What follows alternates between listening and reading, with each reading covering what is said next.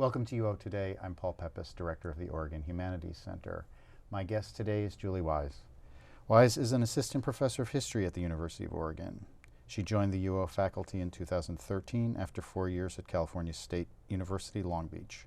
Her research and teaching explore themes of identity, citizenship, migration, race, and nations in hemispheric and global context. Weise's first book, Corazon de Dixie, Mexicanos in the U.S. South since 1910, is forthcoming from the University of North Carolina Press. From 2000 to 2002, Weise worked in the administration of Mexico's President Vicente Fox as a speechwriter and researcher for the cabinet-level office of the President for Mexicans Living Abroad. Thank you, Julie, for coming on the show. Thank you. The Humanities Center is supporting the publication of your forthcoming book. First, gloss and explain the bilingual title to us. Oh, sure. Well, the title is Corazon de Dixie, which is a takeoff on Heart of Dixie. And to us, to me and the editors that I'm working with, the bilingual title really just expresses the long history of Mexican immigration to the U.S. South that has really been hidden until the last 25 years. So there is this common view that Mexican immigration is a recent phenomenon, late 20th century, early 21st century. Your book corrects that view. So tell us that story. Say a little bit about that. Sure.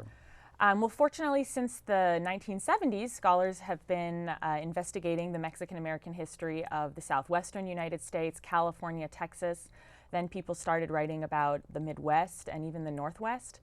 But what has been missing is a longer history of Mexican immigration to the American South. So many journalists, scholars have noted around the year 2000 that the demographic growth in Latino migration to the U.S. South was completely dramatic from 1990 to 2000. States like North Carolina, their Latino population, multiplied by 5 in a 10-year period. Arkansas, Mississippi. And so many journalists and scholars became interested in researching that, and I decided to see if there was a longer history behind that. And my starting place was actually the archives in Mexico because, as you mentioned, I had worked in Mexico, and that was just where I felt I knew how to kind of navigate bureaucratic records. And sure enough, I found in Mexico extensive records of earlier communities of Mexican immigrants that had been living in the U.S. South really as far back as around 1910. So why did they come back then? What brought them here? They came for some of the same reasons to the South that they did elsewhere. So the first major wave of Mexican immigration to the United States was concurrent with the Mexican Revolution and then World War I and the labor demand that created, followed by the Roaring '20s and the labor demand that was created at that time, just as immigration had been cut off from China and was becoming cut off from Southern and Eastern Europe. So the demand for Mexican labor was great in the 19-teens and 20s, and Mexican immigrants were actively recruited to come here. And scholars have, as I mentioned, explored that history for other parts of the United States.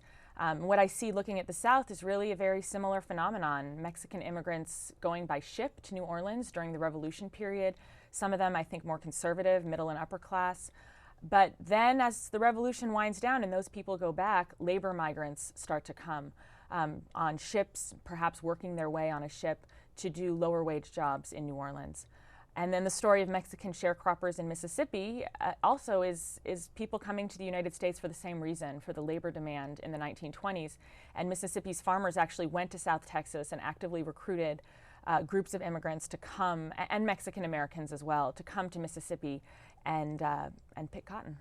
So this is a surprise because our commonsensical account of this is that it's a black and white story, that in the South the sharecroppers were African Americans.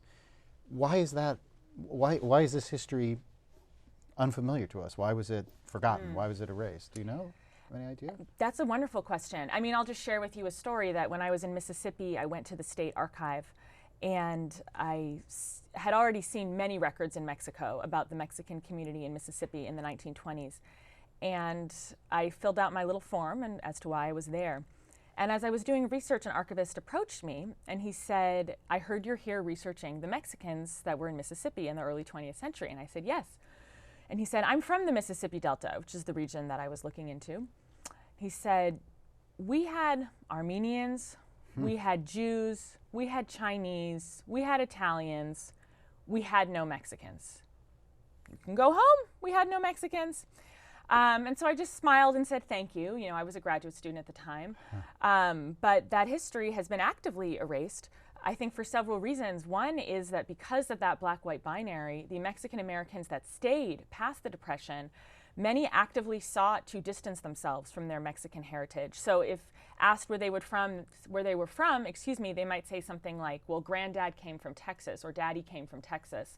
But for, I think, very good reasons, most but not all of them chose to, some of them even changed the spelling of their last names and distance themselves essentially from blackness, from any association with being not white in an area where being not white could get you killed.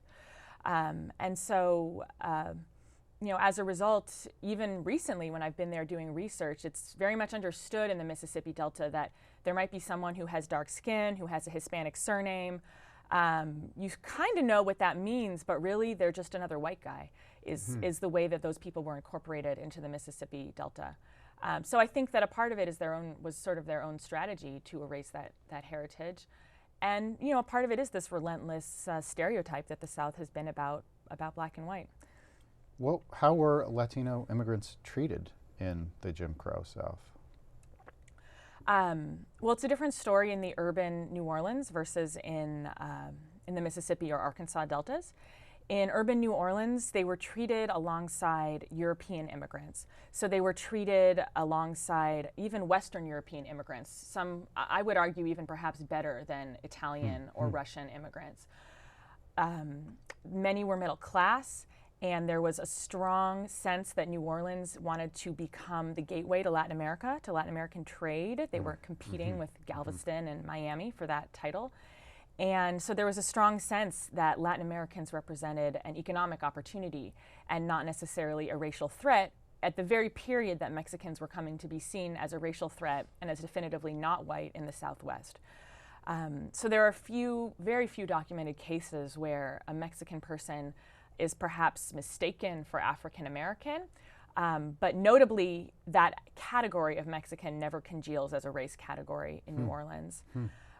It was a different story in the rural areas. So in Mississippi, Mexican and Mexican Americans, it was mostly Mexican, a few Mexican Americans, are first treated essentially like African Americans. Violence is used to keep them on the plantations if they don't want to stay there.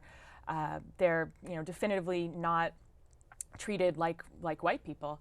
But that eventually changes over time because one is they have more options and more mobility than their African American counterparts. They can call the Mexican consulate for help, and many of them do. They have friends and family in Texas who they write letters to, who then publicize their plight in the Spanish language press. They have these migratory connections that take from Texas through the Midwest, through the South in this time, and so they are able to maneuver and outmaneuver the violence of the planters and of white supremacy. They have more resources to do so than African Americans at the time. And eventually they fight their way into the white schools. And with the help of the Mexican government, they gain admission to the white schools. And that's around 1930. And that begins their journey to really being eventually assimilated after much struggle on the white side of the color line. What are have you done research on race relations between African Americans and Latino immigrants, Mexican immigrants, Chicano immigrants at that time? Yeah, it's very difficult for the earlier period because the African American newspapers are not paying attention to it. And you can see in census data that there were marriages between African Americans and Mexicans, a few between Mexican and white, but more between African American women and Mexican men. And you know, in one case you see in the census that a Mexican man is boarding with a black family in the Mississippi Delta, and the census records his name as Mexican Sam. So one envisions that was how the family referred to him. But it becomes easier as we get into the World War II period because then you can interview people who are still alive. So I've researched Mexican workers in the Arkansas Delta who were a part of something called the Bracero program during and after World War II, which was essentially a formal recruitment program bringing Mexicans to the United States to perform agricultural labor. And so in that context, we do have oral history. I was able to do oral history. And it's absolutely fascinating because the Mexicans are fighting for admission to white restaurants. They don't really have children there for the most part, but they're fighting for admission to white restaurants. They're fighting for admission to white stores. They very much are insistent that they must be treated as white in this location. But at the same time, what you get from oral history from both Mexicans and African Americans is they are spending all of their free time with black people because that is where they feel more comfortable. They are in bars with black people. They are having sex with black women. That is their social network, is African Americans. And a lot of nostalgia from both sides about how well the two groups got along, even at the same time that Mexicans in the documentary record are fighting to be considered white in public space. And the way that I interpret that is simply that they wanted first-class citizenship. They wanted equality, not that they had any disdain or distaste for African Americans, because again, both sides have these very fond memories of the two groups hanging out.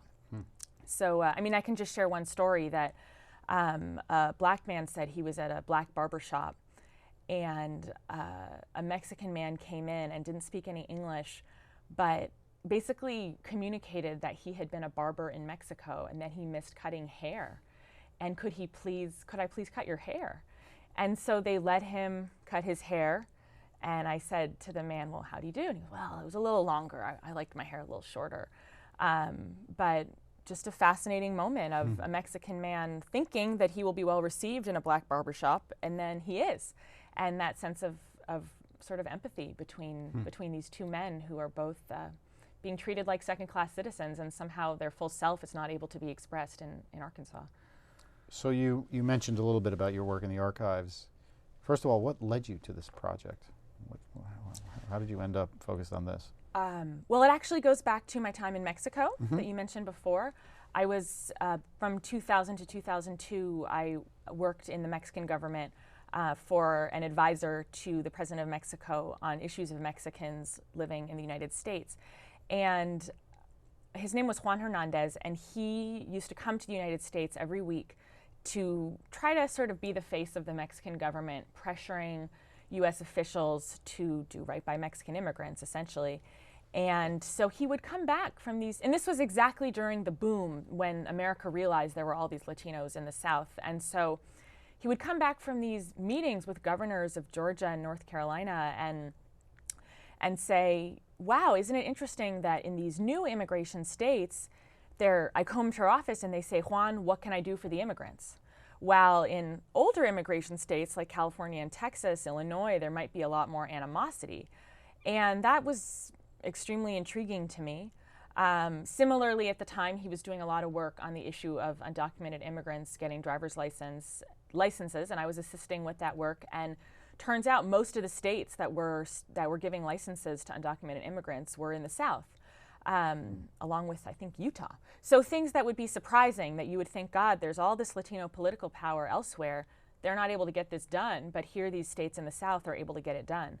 So I just found that really intriguing. And unfortunately, the landscape has changed a lot since I started this project. It started as this, at least the contemporary moment, the South was very welcoming in certain ways to Latino immigrants, and that has changed dramatically in the 15 years since I started thinking about this project. But that was how I got into it. It was really the present day stuff happening kind of led me to the archive to say, well, what's the longer history behind this? You just alluded to how things have changed in the past 15 years. Say a little bit about how they've changed and why, in your view, they've changed. I think that in the early years of Mexican immigration to the South, there was really a sense that this is a needed workforce. There was a sense among particularly the business community and the agricultural community that we're poised for economic growth as the South was experiencing at that time, and we need labor. And then all of a sudden, the labor is there. They start recruiting, and then the families and the networks take over, and suddenly people that had a hard time finding construction workers, agricultural workers, suddenly can say to someone, you know, your cousin can have a job on Monday if he can get here. That was incredible for these employers, and I think the strong voice of business in the South carried the day in the early years. So you have lots of evidence. I uncover lots of evidence of Republicans that are now strongly associated with the anti-immigrant movement who in the late 90s, mid to late 90s and early 2000s were still saying very nice things about Latino immigrants and, welcome to North Carolina, what can we do for you? Over time that changes, and to me I really see that as a tension within conservatism and within the Republican Party between pro-business and evangelical on the one hand, and on the other hand suburban and exurban populism. Middle-class people who fear that their children will not remain in the middle class or would even like them to do better, and have a lot of fear around access to public goods like, let's say, education, and have a lot of fear around what's happening to my tax dollars. Is it going to someone who I believe doesn't pay taxes? It turns out that 3/4 of even undocumented immigrants pay taxes, but people don't know that. And so there's a sense that people have done their best to give their children, the best opportunities, and they perceive that immigrants are getting in the way of that. I would argue that it's a lot of things: globalization, eroding of the safety net, eroding of labor movements. But what's the most immediate thing for some people is the immigrant family that's living in a trailer park a half a mile from my new construction, beautiful home. But you mentioned that there's still a conservative, pro-business, and you said evangelical constituency that's more in favor. Yes. So explain that part of the puzzle. Why the pro-business I think is clear, but why are evangelicals more amenable? Well, my argument about that comes out in the chapter that I wrote about rural Georgia from the 1960s through the 1990s. So before Latinos in the South were so visible after 1990, they've been there doing agricultural labor since the 60s and 70s, and really by the 80s dominated the agricultural labor force in the U.S. South. And so in these rural communities, you saw a very different landscape. And I'm speaking here specifically about agricultural communities that were heavily or majority black. You saw a negative reaction from the start in rural communities that were majority white and were more industrial in their base in places like North Georgia. But in a place like South Georgia, deeply agricultural region, there was really an accommodation between Mexican immigrants, Mexican Americans, and the local white power holders and the local black power holders. So you have African Americans essentially saying that we don't want our community to be doing agricultural work anymore. This is a terrible and painful history for us. And so if we can get at least into something like the service sector, working at Walmart, if not get educated and move to a city, that's what we want our community to be doing. So you don't really have African American leaders protesting the arrival of Mexican immigrants to agricultural labor, even though there are black people being displaced. The black people that are being displaced are not the ones that the middle class African American leaders are really looking out for. And then from white people, I think it's a combination of those evangelical communities, including the growers and the farmers. So the grower is not, business is not a distant evil capitalist. Business is your friend who sits next to you in church. And I believe a lot of it is a reaction to the civil rights movement, to essentially having lost that period, the struggle of that period. To feeling that, wow, we were really wrong. And there's a lot of other scholars have written about evangelicals confronting, after the civil rights movement, their own former support for white supremacy. And a sense that we were wrong, and a sense that, there's a trend of them reaching out to black leaders and sort of saying mea culpa and trying to make amends, but doing so in a way that does not involve things like affirmative action or a robust welfare state. Not structural, but individual. And so part of what I argue is that all of a sudden this new group comes in that gives evangelicals an opportunity to do it differently this time. Many of them had been on missions in Latin America, had developed a fondness for Latin American culture, perhaps learned some Spanish. And here's an opportunity to have it be different than last time, to welcome a discriminated group into your community, and to in some ways then try to make amends for what many came to see had been the mistaken attitude and the mistaken white supremacy of the earlier period. But all of this comes with conditions, which is, no labor organizing, no political activism, go to work, go home. In exchange, we're going to encourage the police not to target you. we are going to go to Washington and encourage the INS not to target you. Incredible outpouring of support from white conservatives after, let's say, immigration raids. Local white leaders calling immigration service the Gestapo. Extremely strong support for Mexican Americans, right, and Mexican immigrants' right to be there, not to necessarily be activists or push for change in labor relations, but to be present in their communities. And there's a lot of intermarriage as well between white and Mexican American people in those communities. So that's a story that also seems to me to be currently elided. Completely, because it's, I mean, as recently as 10 years ago, you had National Council of La Raza calling Lindsey Graham, Republican conservative, a hero, because Graham was representing that other side, what I call pro-immigrant conservatism, a conservative narrative that integrates immigrants into a conservative worldview, Latino immigrants specifically. You've definitely seen that also in Alabama with the recent anti-immigrant legislation, where the evangelicals and the farmers got together to oppose. I have a map in my book that shows that all this anti-immigrant legislation in the South, or the majority of it, is coming from the suburbs and the exurbs. A lot of those people aren't even Southern if you go back a generation or two. So I think I tell students all the time, we just take for granted today that the Republican Party is so anti-immigrant. As recently as 5-10 years ago, it wasn't that way. And if you go back 50 years, they were the party that wanted immigrants here, and it was Democrats and their labor allies that wanted less immigration. Even someone like Cesar Chavez wanted less immigration. Because of competition. Exactly, exactly. So, so yeah, this is a very new situation. But I also take some hope from that, because as historians, you know, part of what we want to do is say it used to be different. It doesn't have to always be this way. And Democrats don't get too comfortable. It doesn't have to always be this way. This constituency and these alliances change all the time. And if people want certain outcomes, they need to work for them. They can't just assume they're going to happen. What do you think U.S. immigration policy should look like? What's your, given all your long view? Wow. Always a really difficult question to answer. I get asked that a lot. I think that over time, it makes little sense to be having the kind of border and immigration restrictions that we have, at least with Latin America.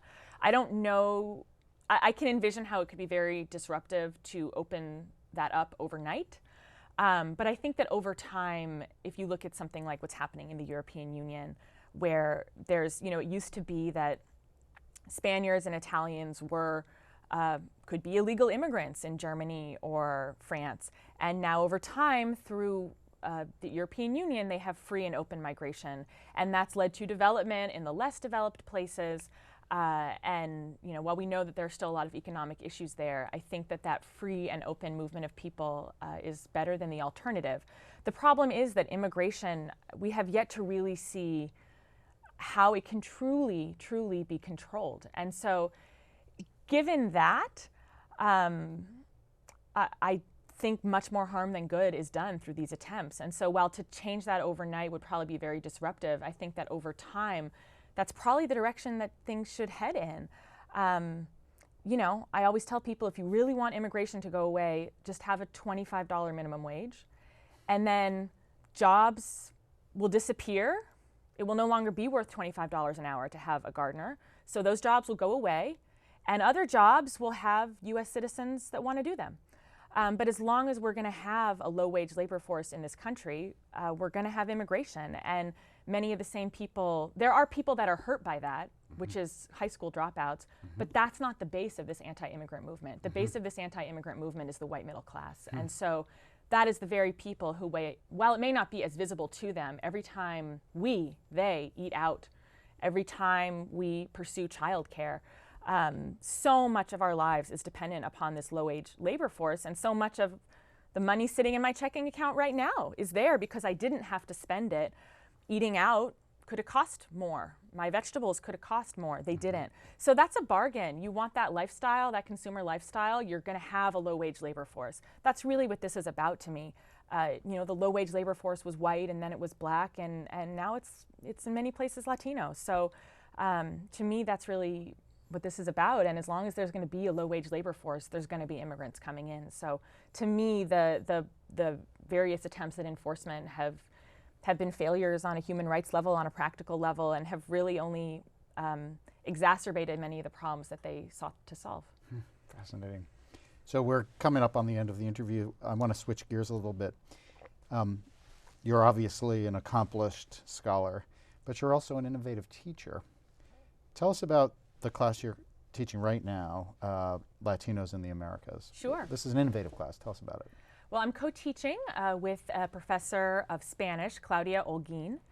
And essentially what I realized at a certain point is that most students either took a little Spanish in high school, speak it from their families, if they're Latino students, because about 10% here are, or are taking some Spanish in college. And so here I am teaching Latino history, all in English, and then one day I say, raise your hand if you've ever studied some Spanish, and every single hand goes up.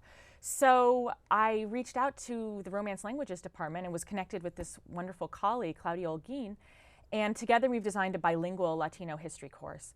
Part of our philosophy is that as historians, we are always reading in languages that we are not fluent in. We often, my French isn't great, but I can read in French using Spanish.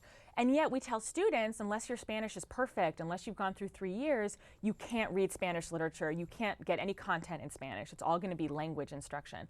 So we set a very low bar, basically 1 year of Spanish, or even if you spoke it at home but never took Spanish. And I lecture in English, although as the quarter goes on, a bit more Spanish. And every day we have activities where we give them primary historical documents in Spanish. And they can talk in whatever language they want. Spanglish, part of what we want to do is validate Spanglish as a legitimate mode of conversation. And so they see that even if they're not at that advanced Spanish, nothing to me is more sad than when a student says, I took 4 years of Spanish in high school, but I don't remember anything. That's not true. If I put a document in front of you and you have a dictionary at your side, you can do it. And Professor Holguin helps them also to look at linguistics, to look at when are these documents using slang, when are they using formal Spanish. Those are things that if they read a translation, they could never fully appreciate the historical document because they would miss that slang, they would miss this Mexican government document is in the very flowery Spanish that would be intimidating to a working person in 1945 who hasn't had an education. So you learn so much more from these documents when you read them in the original. And the other thing that's been so beautiful is that, on a campus where Latino students are very much in the minority, this course gives them an opportunity to teach the Spanish as a second language students about slang words, about forms of Spanish that you don't learn in high school or college, but that those who learn Spanish in their communities know and have something to teach the other students here on campus. Well, that sounds like a fascinating class. The book sounds like a fascinating book. Your work sounds fascinating. I want to thank you for speaking with us Thanks today. so much. I've been speaking with Julie Weise, Assistant Professor of History at the University of Oregon. Her book, Corazon de Dixie, Mexicanos in the U.S. South Since 1910, will be published in the fall of 2015. Thanks for watching.